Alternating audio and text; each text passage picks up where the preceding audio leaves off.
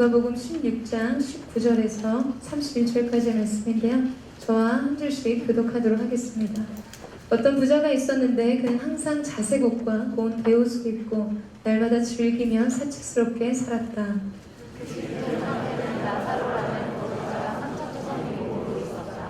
그는 부자의 상에서 떨어지는 부스러기로 배를 채우려고 했다. 그런데 심지어는 개들마저 와서 그 상처를 핥았다.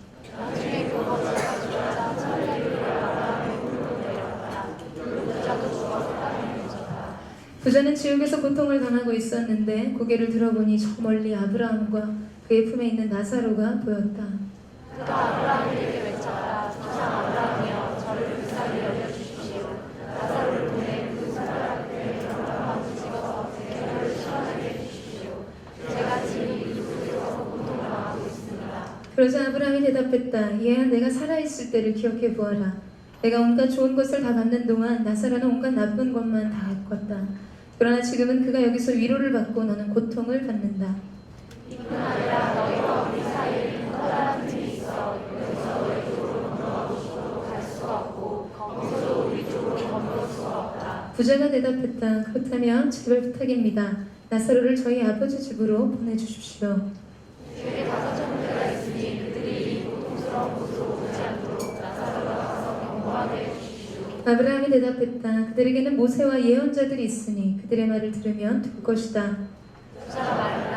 아닙니다. 조상 아브라함이여 누구나 죽었던 사람이 가야만 그들을 회개할 것입니다. 우리 함께 읽겠습니다. 아브라함이 그에게 말했다. 그들이 모세와 예언자들의 말을 듣지 않으며 비록 죽은 사람들 가운데 누가 살아난다 해도 그들은 믿지 않을 것입니다. 할렐루야. 우리 가운데 가장 높으신 주님의 이름을 찬양합니다. 우리 언제나 찬양받게 합당하신 주님 앞에 감사와 찬양과 은혜의 박수 올려드리겠습니다. 할렐루야. 우리 가운데 세일하신 주님의 이름을 찬양합니다. 저는 방금 다른 청년부 가서 설교를 섬기고 왔는데요. 앞부분 설교를 시작하기 전에 한 4-5번 박수를 친 것 같아요. 왜냐하면 최고의 것을 올려드리기 위해서. 제가 여기 딱 들어왔을 때 역시 우리 집이 좋구나 이런 마음이 들었는데 우리 집이 이 정도로 하나님을 예배할 수는 없습니다. 다시 한번 언제나 우리 인생 가운데 최고의 예배를 받게 합당하신 주님 앞에 최고의 것으로 주님의 이름을 높여드립니다. 할렐루야.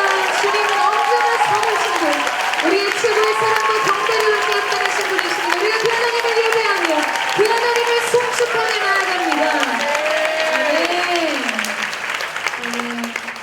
여러분, 하나님의 그 임재의 영광이 저와 여러분 가운데 목도되는 은혜가 있을 것입니다. 네. 여러분이 기도해 주셔서 사역의 강도를 따지자면 저희가 하는 말이지만 가장 윗순위가 순교, 그 다음 순위가 오지선교라며 세 번째 순위는 샤이닝 글로리다. 이런 정의를 나름 저희끼리 내리는데요. 여러분 기도해 주셔서 샤이닝 글로리 사역 잘 마치고 돌아왔습니다. 이 가운데는 어디 갔다 왔나, 있는지 없는지도 모르는 분들은 없으시겠죠. 우리는 한 가족이니까 기도해 주셨을 줄로 믿습니다. 제가 토요일부터 이제 선반도 준비한 일정이 수요일에 마무리돼서 현장을 정리하고 새벽에 서울로 올라오기 전에 이제 봉사자들이 늦은 저녁을 새벽 시간에 근처에서 먹기로 하고 식당으로 이동을 하고 있었습니다. 내비게이션이 탐색을 잘못하는 바람에 조금 헤매했어요. 그 지역을 헤매고 있었는데 제 눈앞에 기와 지붕으로 만든 긴 담이 있는 것을 보았습니다. 한참을 운전하면서 달렸는데도 그 담은 여전히 견고하고 높고 길게 느려 서 있는 느낌이었어요. 대체 저 너머에 뭐가 있길래 담이 이렇게 높고 긴가라는 생각을 하고 있었습니다. 여러분, 그 담은 안에 담겨있는 어떤 소중한 것을 지키고 보호하기 위해서 세워진 것이죠. 아무나 쉽게 출입을 하지 못하도록 경계를 세운 것입니다. 우리 인생에도 이러한 담을 종종 만나게 됩니다.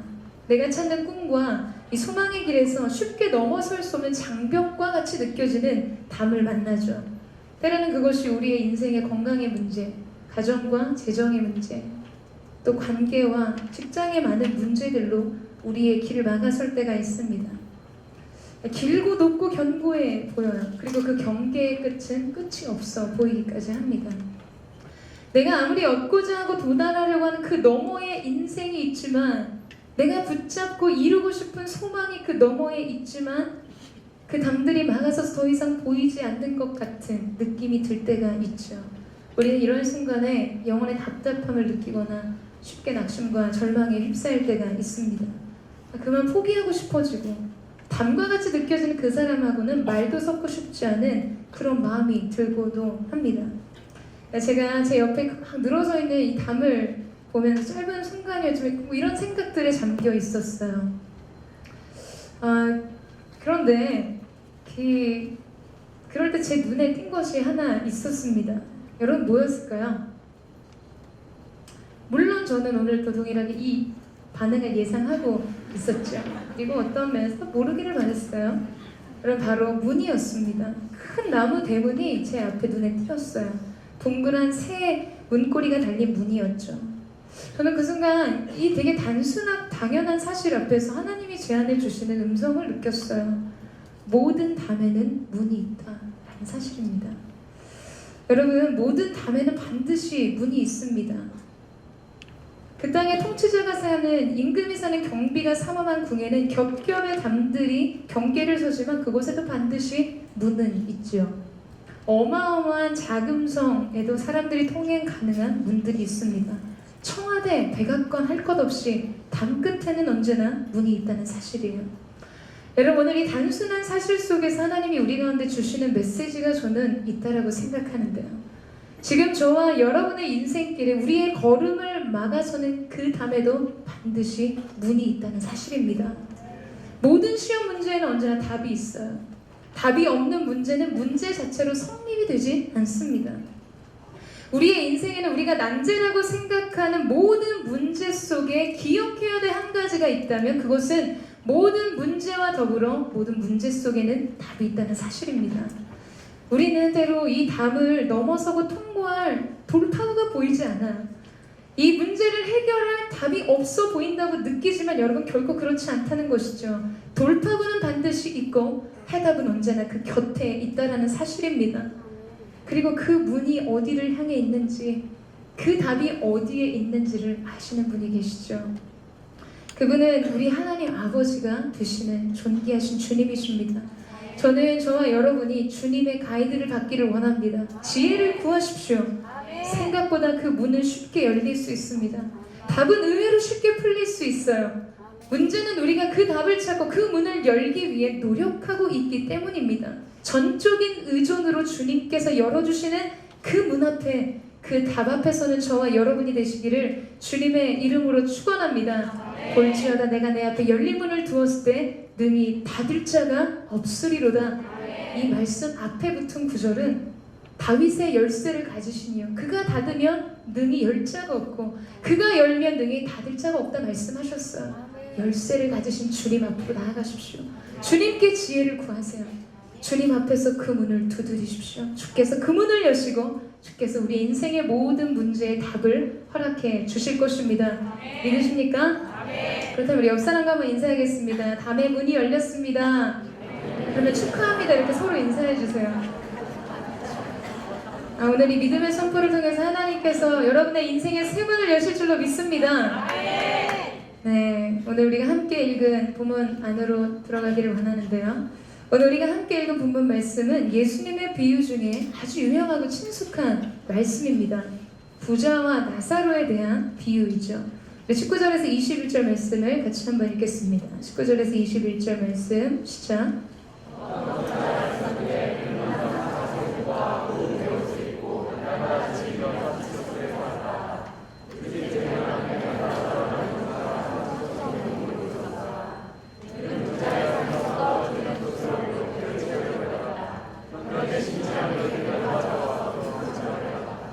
자, 여러분 한 부자가 있었습니다. 그는 항상 자색 옷을 입고 있었다라고 기록하고 있는데요. 이 자색 옷은 당시에 왕들이나 귀족들만 입었던 매우 값비싼 옷이었어요. 이 옷감의 염색 기술이 미비했던 때였기 때문에 이 자주 옷을 염색하기 위해서는 지중해 바다의 품종귀한 열대어의 피를 짜서 옷감을 염색시켰습니다. 손이 많이 갈 뿐만 아니라 이 귀한 물고기를 가져다가 피를 짜서 그 물을 들여야 했기 때문에 이 자주색 옷은 아주 값비싸고 재력과 권력과 권위의 상징으로 보여주는 것이죠. 게다가 말씀은 이 부자는 고운 베옷을 입었다고 하는데 여러분 이것은 속옷입니다. 안에 있는 이 고운 베옷은 같은 무게의 금보다 가격이 2배가 비쌌어요. 엄청난 가격이죠. 근데 그것을 지금 속옷, 내의로 입었다는 것이죠. 오늘 이 본문에서 소개되는 부자의 재력이 얼마나 대단하고 막강한지를 보여주는 내용입니다. 그는 이토록 값비싼 옷을 오늘 본문 말씀에 항상 everyday 입었다고 기록하고 있어요. 항상 입을 수 있을 정도로 엄청난 양의 부를 그가 소유하고 있음을 우리 가운데 보여주는 사실이고, 그가 또한 영향력 있는 막강한 지위와 권력을 가지고 있음을 우리 가운데 보여주고 있습니다. 그리고 그는 날마다 세속적인 환락의 추변을 베풀고 있었어요. 그는 요새 우리가 쉽게 쓰는 말로 잘 나가는 사람, 잘 사는 사람의 원조였습니다. 자, 그리고 또 다른 한 사람이 등장하죠. 거지 나사로였어요. 여러분, 오늘 이 본문의 색채에 확연한 대비의 색을 이루는 것을 보는데, 우리가 이것을 영상미로 딱 봤을 때 부자의 이야기는 굉장히 컬러풀한 화려한 영상미를 보여준다면, 이 문 밖에 있는 나사로의 이야기는 굉장히 칙칙하고 오래되고 낡은 흑백 영상 같아 보입니다. 그는 거지였어요. 내 것이라고 주장할 것이 하나도 없는 사람이었습니다. 여러분, 뿐만 아니라 그는 그의 몸조차 성하지 않았어요. 여러분, 사람의 병에도요, 위로를 받고 긍휼을 받고 동정을 받고 케어를 받는 병이 있고, 혐오스러워서 피하고 싶고 이렇게 병자를 격리시키는 병이 있습니다. 이 가련한 나사로의 온몸에는 수많은 종기들이 돋아 있었고 골마 있었고 얼어 있었어요. 아마 수많은 사람들은 그를 가까이 하고 싶지조차 않았을 것입니다. 전염병에 취약한 그 시대를 생각하면 더더욱 그랬겠죠. 그는 외롭고 소외되어 있었을 거예요. 그리고 한 가지 더 오늘 본문 말씀에서 이 나사로에 대한 묘사 속에 등장하는 것은 그 거지 나사로가 부자의 상에서 떨어지는 부스러기로 배를 채웠다라고 기록합니다. 여러분, 당시 사람들은 빵을 떼어서 식사하기 전에 그것으로 자신의 손을 닦았어요. 빵의 한 이면을 뜯어다가 더럽혀진 자기의 이런 물수건이 아닌 그 빵으로 자신의 더러워진 손을 닦고 그 상 아래로 빵 조각을 던지게 됩니다. 오늘 이 부자의 상에서 떨어지는 부스러기란 어쩌다 떨어진 빵 조각 하나가 아니었습니다. 부자의 더러워진 손을 닦고 버려진 때 묻은 휴지와 같은 것이었죠. 여러분, 그렇게 떨어진 부스러기들을 개나 고양이들이 와서 먹었어요. 그래서 사복음서에 보면 예수님께서 그 수로보니게 여인에게 부스러기의 은혜를 구했던 그 여인에게 말씀하신 장면이 나오죠. 자녀들이 먹을 빵을 집어서 개들에게 던져주는 것이 옳지 않다. 바로 이 이야기가 오늘 나사로의 부스러기를 먹다라는 의미와 같은 것입니다. 여러분, 이 말씀 속에서 우리가 보는 것은 지금 나사로의 처지가 얼마나 비참한지를 보여주는 장면이에요. 그의 인생은 완전한 실패를 보는 것과 같아 보입니다. 꿈꿀 수도 없고 더 이상 소망할 것도 없어 보여요. 그의 주변에 그를 케어하거나 동정하는 그 어떠한 사람도 없이 그는 홀로 있는 고독한 처지에 처해 있었습니다. 여러분, 이것이 오늘 성경이 현세적인 관점에서 이 부자와 나사로에 대해 묘사하고 있는 내용이죠. 그러나 여러분, 저는 마치 수면 그림과 같이 바로 이 장면 속에서 우리가 보게 되는 한 가지 하늘의 시점, 하나님의 관점에 대해서 알게 된다고 생각해요. 그것은 이 두 사람의 인생의 모습이 대조적인 만큼 또 한 가지 대조적인 사실이 이 비유의 의도를 분명하게 하고 있다는 사실입니다. 여러분, 지금 성경은 계속해서 이 얘기를 하고 있어요. 부자에게는 자주색 옷이 있었고 고운 베옷이 있었고 그는 수많은 향연을 베풀 만한 모든 넘치는 풍요로운 소유가 그에게 있었다. 그는 권력과 지위가 있었다. 그렇게 설명하고 묘사하고 있습니다. 그리고 나사로에 대해서는 그가 없는 것에 대해서 우리 가운데 보여주고 있어요. 가진 것도 없고 건강도 없고 그를 케어할 사람도 없고 인정과 사랑과 아무것도 남아있지 않는 없는 인생, 버려진 인생. 여러분, 그것을 대조해서 지금 우리 가운데 보여주고 있죠. 그런데 여러분, 우리가 영적인 눈을 열고 더욱 말씀 속으로 깊이 들어가게 되면 성경은 계속해서 부자에게 있는 것과 나사로에게 없는 것을 말해주고 있지만 정작 가장 중요한 한 가지가 부자에게는 없고 나사로에게는 있는 것을 보여주고 있습니다. 자, 여러분, 그것이 무엇일까요? 계속해서 묘사를 그렇게 하고 있어요. 부자에게는 다 있고 나사로에게는 없는 것. 그러나 지금 성경 속에 분명하게 드러난 한 가지 숨은 그림과 같은 것은 나사로에게는 있지만 부자에게는 없는 것에 대해서 보여주고 있어요. 여러분, 그것이 무엇일까요?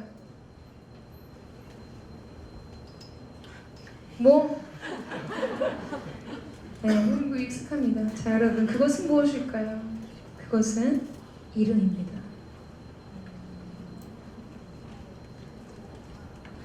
부자는 이름이 없이 지금 익명으로 처리되고 있어요. 그런데 보잘것없고 비참한 거지에 대해서는 그의 이름은 나사로라 라고 분명하게 밝히고 있다는 사실입니다. 저는 이 한 가지 사실에 주목했어요. 여러분, 세상은 영향력 있는 사람들의 이름들이 알려져 있죠. 세계 10대 부호, 가장 영향력 있는 정치인, 언론인, 전쟁 영웅, 명의, 학계의 학자들, 부와 명예와 지위와 권력과 능력을 가진 사람들의 이름이 불려지고 그의 이름들이 기억됩니다. 자, 근데 오늘 이 본문 속에서 부자는 아까도 우리가 이야기했지만 분명히 영향력 있는 지위와 권력을 가졌어요. 그가 입고 있었던 자색옷이 그것을 대변해 줍니다. 같은 양의 금의 무게보다도 2배나 더한 베옷을 항상 속옷으로 입을 수 있었던 그의 재력이 얼마나 대단한 것인가 우리는 그것 또한 확인했습니다. 자, 그런데 여러분, 성경은 지금 그의 이름을 부르지 않아요. 그의 이름을 알려주고 있지 않습니다. 그런데 이에 반해 개들의 식탁을 함께하는 비참한 처지의 나사로는 그의 이름을 명시해주고 있어요. 그의 이름은 나사로. 여러분, 이 나사로라는 이름은 히브리식 이름으로 하나님이 돕는 자라는 뜻으로 아브라함의 그 하인 엘리에세가 동일한 이름입니다. 하나님이 도우신다 하는 뜻을 가지고 있어요. 사랑하는 여러분, 많은 사람들이 동경하고 꿈꾸며 전력 질주해서 얻고자 하는 것이 바로 이 부자의 일상 아닙니까? 잘 먹고 잘 입고 좋은 건 누리고 즐기는 이 풍요와 풍족의 삶 말입니다. 그런데 그는 하나님 앞에서 무명한 자였다는 사실이에요. 하나님은 그의 이름을 불러주지 않으셨습니다. 이것은 하나님이 그를 지금 알지 못하신다는 의미예요. 그는 하나님과 전혀 관계없는 삶을 살았어요. 그의 물질은 하나님 나라와 무관했습니다. 그의 성공은 하나님의 영광과 상관없는 것이었어요. 여러분, 그렇다면 이것이 과연 그의 안락한 삶의 축복이라고 말할 수 있겠습니까?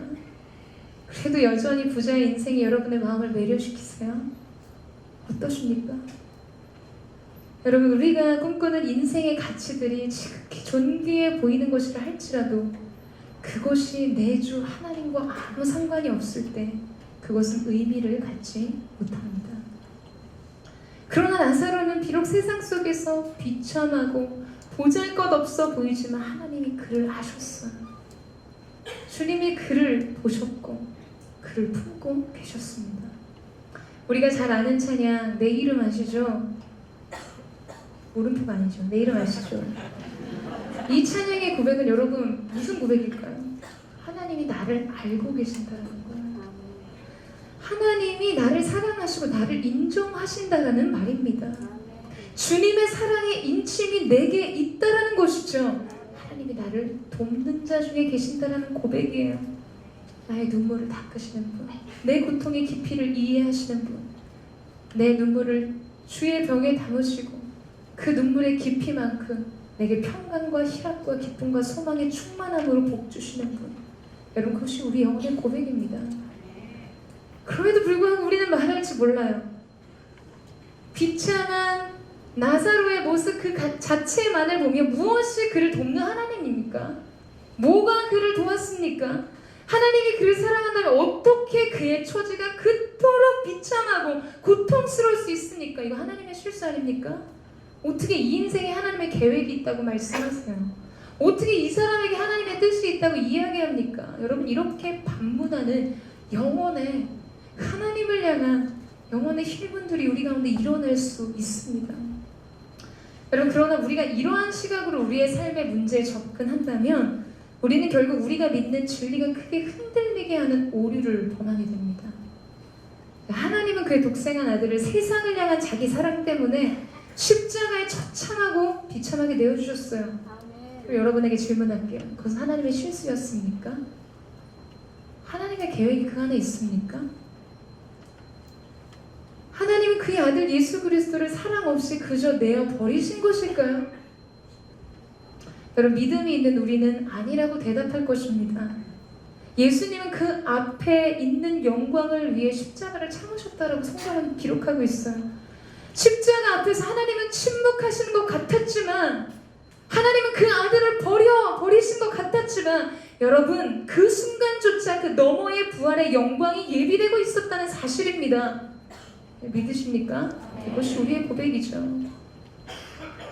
여러분, 저는 안개와 같이 지나가는 이 땅의 삶 그 너머의 인생이 있음을 우리가 기억하게 되기를 주님의 이름으로 축원합니다. 여러분, 우리에게 중요한 것은 바로 그 영생에 관한 것이에요. 동의하세요? 나사로는 비록 굶주리고 연약했지만 이 땅에서 그가 결코 꿈꿀 수 없는 완전하고 온전한 소망과 안식이 있는 영원한 삶을 계속해서 바라보고 있었을 것입니다. 그때마다 그는 하나님의 음성을 들었을 거예요. 나사로야, 이곳이 다가 아니다. 이곳이 다가 아니다. 곧 마지막 날의 진실을 너는 알게 될 것이다. 그때 너는 내 품 안에 있을 것이다. 너는 참된 안식과 평강을 누리게 될 것이다. 아들아, 너는 그 평안을 소망하라. 주님이 말씀하셨을 거예요. 여러분, 예수님의 비유의 현세적인 삶과 영원한 죽음 이후에 이 삶이 동시에 비유된 적은 없습니다. 그러니까 우리에게 지금 이 경계를 통해서 말씀하시고자 하는 것이 있으신 것이죠. 자, 여러분, 우리의 삶의 결론이 뭘까요? 여러분, 이 땅에서의 삶이 우리의 삶의 결론입니까? 여러분, 이 정도는 뭐 대답하실 수 있잖아요. 이 땅에서의 삶이 우리의 결론입니까? 아닙니다. 오늘 우리는 이 비유 속에서 한 가지 분명한 사실을 전달받고 있어요. 사실 이 비유 속에서 부자는 왜 지옥에 갔고 나사로는 왜 천국에 갔는지 구체적인 근거를 제시하지 않지만 우리는 그 많은 사실들을 유추해서 알 수 있을 뿐만 아니라 한 가지 굉장히 분명한 사실을 발견하게 되죠. 그것은 우리가 모두 잘 알고 있지만 잘 인식하며 살지 못하고 있는 한 가지 사실입니다. 그것은 무엇일까? 그것은 부자도 나사로도 죽는다는 사실이에요. 이 땅의 삶은 죽음이라는 유한한 경계를 끝으로 다 사라져버린다는 사실이죠. 그리고 비로소 그때를 시작으로 우리의 영원한 삶이 열린다는 거예요. 이제 시간이 침범할 수 없는 영원한 삶이 시작되는 것을 우리 가운데 보여주고 계십니다. 우리 22절에서 24절 말씀을 같이 한번 읽도록 하겠습니다. 22절에서 24절 말씀 시작. 나중에 그 거지가 죽자 천사들이 그 아브라함의 궁으로 데려가다 그 부자도 죽어서 사망을 쳤다.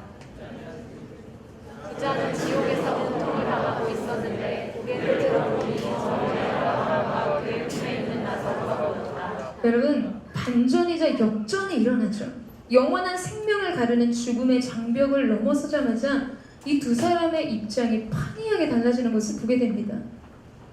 나사로는 아브라함의 품에 안기고 부자는 지옥에서 고통을 당하고 있었어요. 그리고 우리는 이때 한 노래를 떠올리게 됩니다.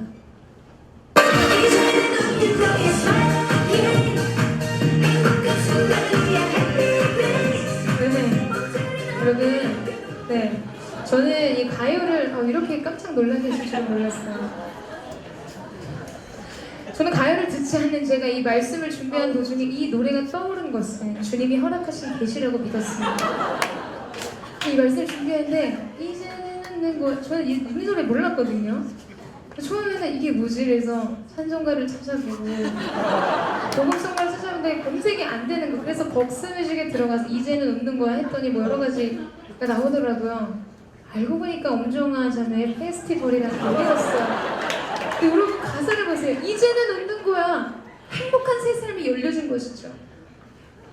기름 부으심이 있어요. 이 세상 속에서 움츠린 어깨를 펴고 고통과 아픔을 지워버린 채 눈물과 슬픔을 잊게 되는 영원한 생명의 삶이 비로소 시작된 것입니다. 하나님은 모든 것을 통해서 우리 가운데 말씀하세요. 그렇죠? 네, 여러분, 자, 이렇게 웃음의 경계가 분명히 모든 사람에게 주어질 거라는 거예요. 부자는 이 땅에서 웃는 자, 누리는 자, 부한 자, 존귀한 자였지만 하나님이 그의 인생에 그으신 마지막 경계를 따라서 그의 존재는 완전히 다른 길을 가게 된다는 것이죠. 네, 여기서 여러분에게 좀 설명드릴 것이 있습니다. 지옥이라고 표현한 우리말 성경에는 지옥이라고 표현되어 있는데 이것은 정확하게 말하자면 구약에서 등장하는 스올이라는 개념입니다. 음부에 내 자리를 펼치라도 내가 새벽 날개쳐 바다 끝에 거할지라도 거기서 나오는 음부죠. 음부의 개념입니다. 지금 나사로가 있는 곳은 천국이 아닌 낙원이라는 곳이죠. 불신자든 성도든 죽으면 주님이 오셔서 우리를 최후 심판하시기 전에 악한 자들, 불신자들은 음부인 스올에, 성도인 우리는 낙원에 있게 됩니다. 그리고 예수님의 최후 심판이 우리는 천국으로, 그리고 불신자들은 지옥으로 옮겨지게 되는 거죠. 바로 그 전 단계의 일을 우리 가운데 이야기하고 있습니다. 여러분, 조나단 에드워드는 설교 중에 내가 만약에 단 5초라도 여러분에게 지옥을 보여줄 수만 있다면 그것만큼 강력한 회심과 회개를 일으킬 만한 것은 없을 것이라고 얘기합니다. 우리가 만약 이 땅에서의 삶 너머의 삶을 잠깐이라도 대면하고 경험할 수 있다면 여러분, 우리의 오늘은 분명 달라질 거예요. 어떻게 우리가 그 영원한 영생의 삶, 주님이 우리를 후대하시거나 주님이 우리를 모른다 하시는 그 영원한 삶의 시작의 경계 속에서 다시 돌아온 오늘을 우리의 마음, 우리의 뜻대로 살 수 있겠어요. 저는 작년 생일에 리더십들이 블랙박스를 선물해 주었습니다. 이 선물의 의미는 그 블랙박스의 이름도 그런 것 같아요. 다 보고 있다. 운전 똑바로 해라 뭐 이런 것 같아요. 저는 어린 시절에 오락실에 가면 남들 스트리트 파이터 이런 거 할 때 그 100원짜리 오락 아시죠? 그 운전을 했어요. 자동차를 몰았습니다. 어린 시절에는 빨래 바구니에 동그란 걸 핸들이라고 하면서 운전을 하는 놀이를 했다라고 이야기를 하시더라고요. 운전하는 걸 되게 좋아했어요. 물론 지금은 하도 고통스러운 졸음운전을 많이 해서 별로 좋아하지 않지만 일단 시간차를 두고 출발해도 언제나 도착은 제가 먼저 합니다. 그러다 보니까 이런 선물을 마음 깊이 쓰면서 해준 것 같아요. 근데 제가 이 블랙박스를 막상 딱 달고 이 블랙박스의 인생을 묵상해보니까 너무 피곤해요. 내내 쉬지 않고 찍어야 돼요. 2채널로 전후방 24시간을 1분 단위로 촬영하거든요. 시동이 꺼지고 주차된 상태에서도 계속해서 풀로 녹화가 진행이 됩니다. 음성도 화면도 다 모니터가 가능하게 돼 있어요. 가격도 만만치 않죠. 이 엔겔 지수가 높은 후진국형 저 같은 사람에게는 사실 되게 쓸데없는 지출 같아 보일 때도 있죠. 매 시간마다 엄청난 양의 배터리를 쓰게 됩니다. 한 달에 한 번씩 포맷을 해줘야 되고 늘 확인하고 신경을 써야 돼요. 여러분 굳이 이걸 왜 하는 걸까요? 가끔 별일이 없을 것 같아서 저는 코드를 뽑아내요. 배터리 쓰는 게 아까워서. 그러면서도 이런 순간에 뭔 일 나면 어떡하지? 다시 소심하게 그걸 연결하기도 합니다. 사실 여러분 어찌 보면 굉장히 대단한 낭비 아닙니까? 무슨 일이 일어났나요? 사고의 현장입니까? 아니라는 거예요. 그저 우리는 일어날지도 모르는 사고에 대비하기 위해서 이런 일들을 하고 준비하고 대비합니다. 결정적인 어떠한 찰나의 순간을 담기 위해서 많은 에너지와 물질과 시간을 사용한다는 거예요. 이뿐만이 아니에요. 우리가 너무나 잘 알죠. TV만 틀면 나와요. 이순재 씨가 나와서 묻지도 따지지도 않는다고 합니다. 여러분의 할아버지보다 더 자주 뵙지 않아요? 무수한 보험들이 쏟아져 나오고 있어요. 암보험, 상해보험, 운전자보험, 심지어 태아보험, 별의별 것이 다 쏟아져 나옵니다. 여러분, 이것은 안전을 향한 우리의 불안을 보여주는 것이고 또한 세상이 우리 가운데 제시한 대안이기도 합니다. 미리미리들 준비하라는 거예요. 미리미리들 대비하라는 것이죠. 있을지도 없을지도 혹 모르는 그 일들을 위해서 말입니다. 여러분, 무엇이 예측이 되고 무엇이 관측되었기 때문에 하는 게 아니라는 거예요. 아무것도 알 수 없어요. 다만 있을지도 없을지도 모르는 그 어떤 것을 위해서 시간과 물질과 에너지를 씁니다. 더 재밌는 거는 사망보험금이라는 것이죠. 내가 죽을까봐 그 죽음을 위해 사망보험금을 들어요. 그리고 내 사랑하는 사람이 언젠가 잘못 꼬꾸라지면 어떡하나, 이제 사망보험을 들어요. 여러분이 엄마가 여러분 몰래 들어줄 수도 있어요. 죄송합니다. 여러분, 근데 이게 참 아이러니하잖아요. 내가 죽지도 않았는데 내 죽음에 보험금을 들어놓고 내가 사랑하는 누군가가 죽지 않는다면 사실 금전적으로 많은 손해가 남에도 불구하고 그것을 굳이 한다라는 거예요. 여러분, 우리의 삶은 끊임없이 무언가를 준비하며 대비하며 살아갑니다. 유한한 이 짧은 생애를 위해서 우리는 아직 결론을 알지 못하는 미지한 미래의 어떠한 날들을 위해서 최선의 준비를 한다는 거예요. 그런데 여러분, 만약에 이 준비라는 것이 죽음 그 자체에 대한 준비일 뿐이라면 우리의 인생은 너무나 허무해질 것입니다. 20대라고 하긴 그렇고 30대 이제 결혼을 준비해요. 애를 낳아요. 애 학교 보내요. 계속 다음 걸음 준비해요. 주택보험 들고, 보험이 아닌가요? 뭐 청약 뭐 하고. 결국에 우리가 무엇을 향해 가나요? 죽음 그 자체입니까? 여러분, 무엇을 준비하는 것이죠?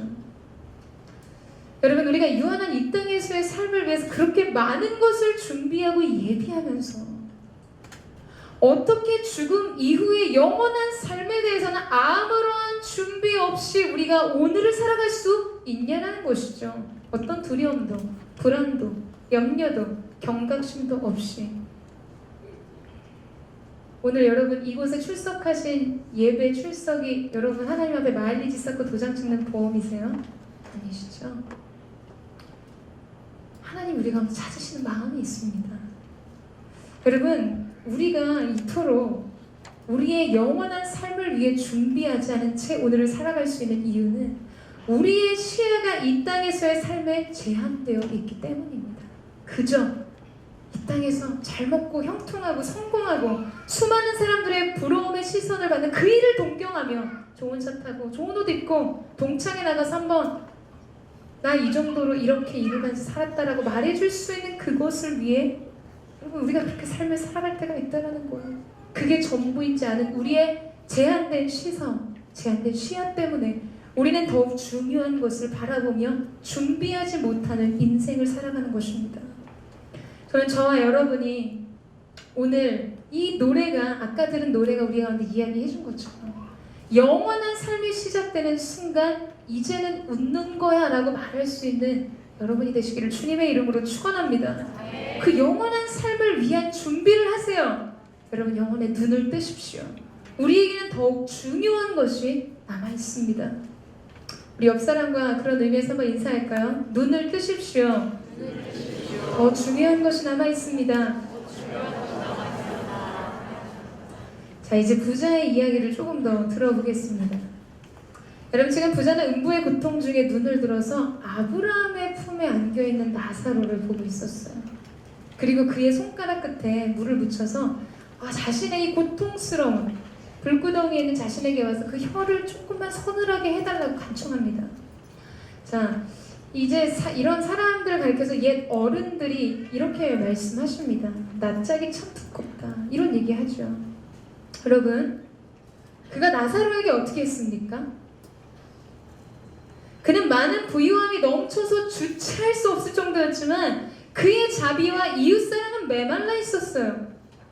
그는 그 인생에 맡겨진 책임을 다하지 않았습니다. 그럼 그가 음부에서도 상관입니까? 지금 나사로에게 물 배달시킨 거예요. 이기적이고 자기 중심적인 모습이 계속해서 보여지는 것들을 우리는 발견하게 되죠.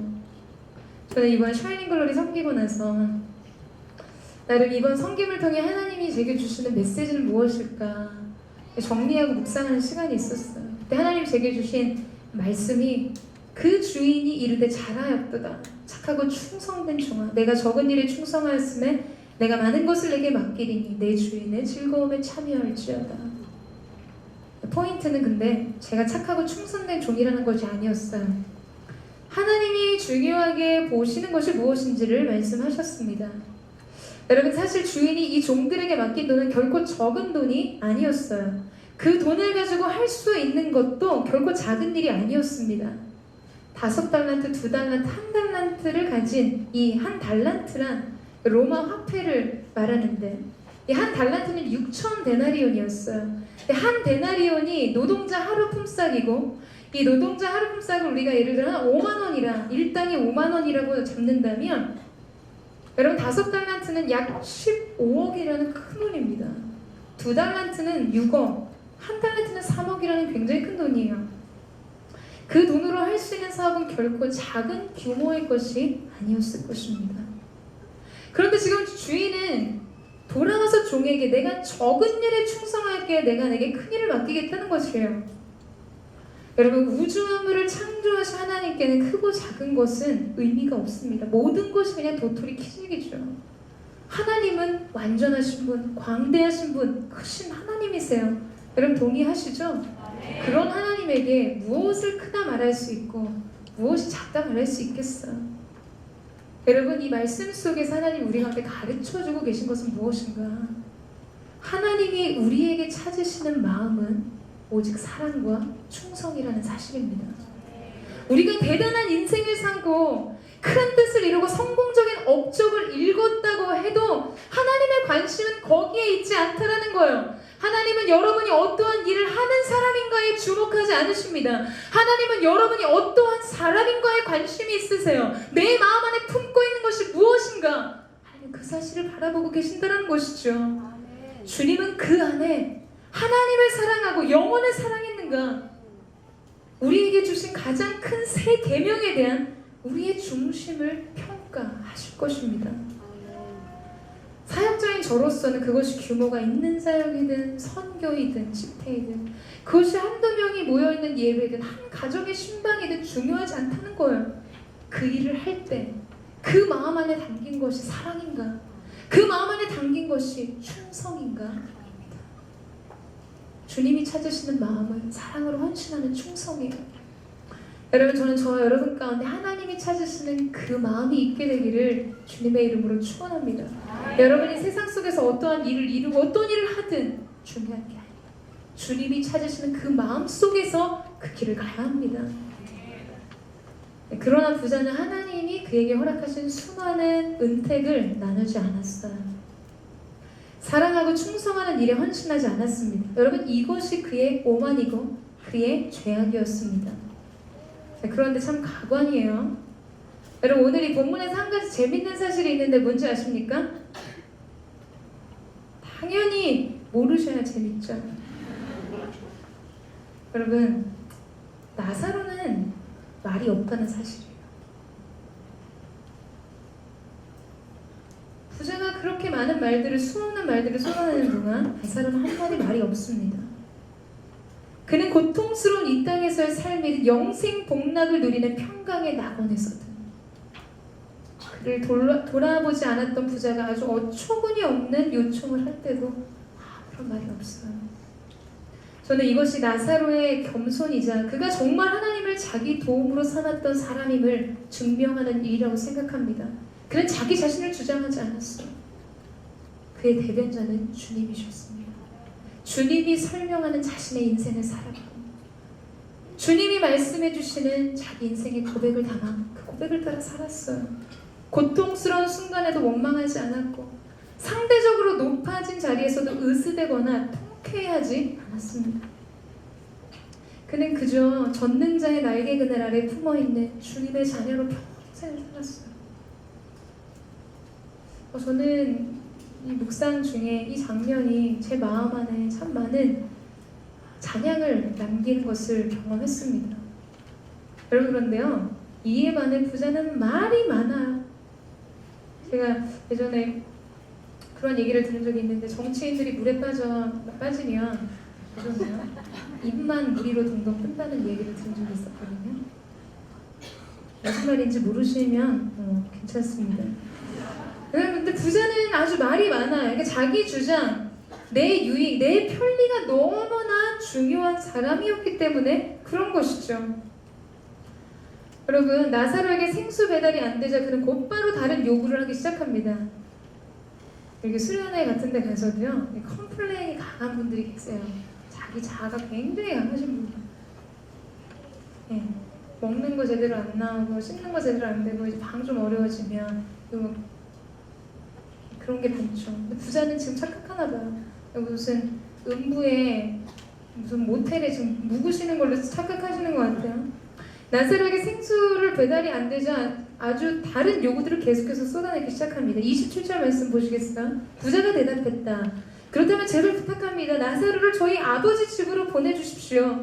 나사로를 자기 아버지 집에 보내어서 형제 5에게 증언하여 이 지옥에, 나는 이미 왔지만 이 지옥에 오지 않게 해달라는 청이었어요.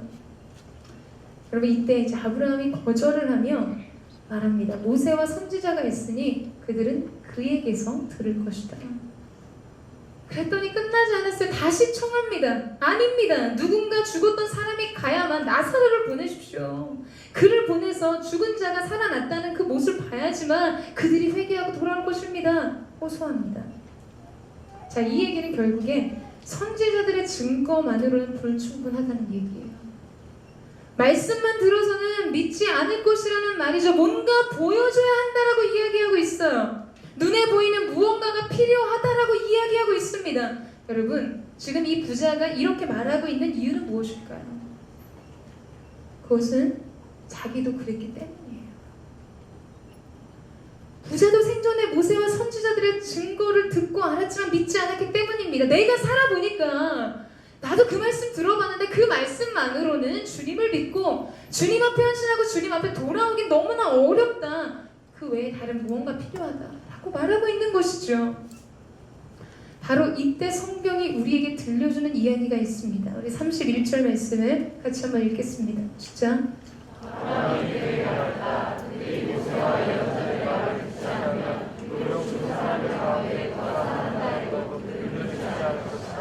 사랑하는 여러분, 말씀이 우리에게 가장 큰 증거입니다.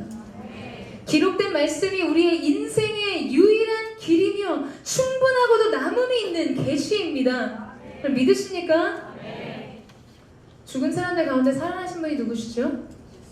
예수 그리스도셔요. 그러나 부활하신 주님을 보고도 믿지 않고 그분을 거부한 수많은 사람들이 있었습니다. 주님 앞에 나와서 기적의 만찬을 대했던 5,000명의 사람, 여자들과 어린아이까지 하면 약 15,000명에서 2만 명의 사람들로 추정하는 그 수많은 무리들은 예수님 손끝에서 띄어진 그 기적을 맛보았지만 그들은 어디 갔습니까? 그 빵을 먹은 그들은 어디에 있었습니까? 여러분, 우리의 인생에는 증거가 필요한 것이 아니라 믿음이 필요한 것입니다. 기록된 말씀이 우리의 인생의 증거이자 확증이에요. 믿으십니까? 저는 저와 여러분이 그 믿음 안에 거하시기를 주님의 이름으로 축원합니다. 말씀 외에 우리 인생에 더 필요한 것은 없어요. 믿으세요? 말씀이 우리의 인생의 결론입니다. 아멘. 힘들어요, 여러분. 생기 있게, 성령 충만하게 믿으십니까? 진리는 우리 인생의 결론이에요. 상황과 환경의 넉넉함이 결코 우리에게 자유를 주는 것이 아닙니다. 오직 진리가 우리를 자유케 하실 거예요. 저는 여러분이 그 진리 안에 거하게 되기를 주님의 이름으로 축원합니다.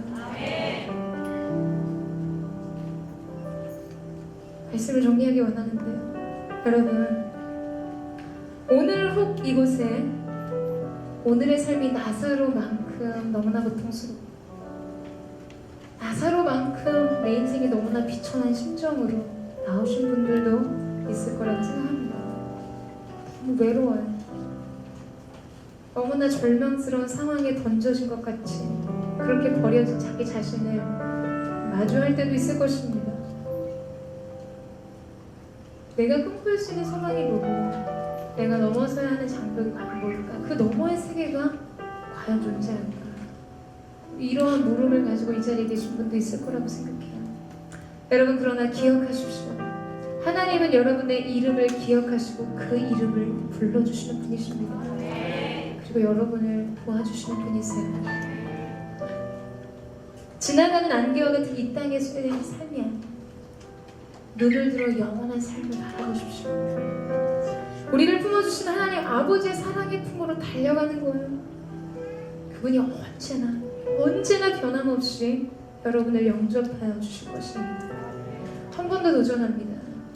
만약 여러분이 부자와 같이 하나님의 은택과 은총 속에 누리는 것이 많다면 여러분은 여러분의 나사로를 향해 사랑의 손을 뻗으셔야 할 것입니다. 그리고 하나님의 나라와 그 영광에 헌신하십시오. 하나님께서 당신의 이름을 불러주시고 기억하시도록 하나님께 붙어있는 자, 주님 안에 사는 인생, 주님의 영광과 상관 있는 인생을 살아가십시오. 저는 저와 여러분 가운데 그 은혜가 있게 되기를 주님의 이름으로 축원합니다.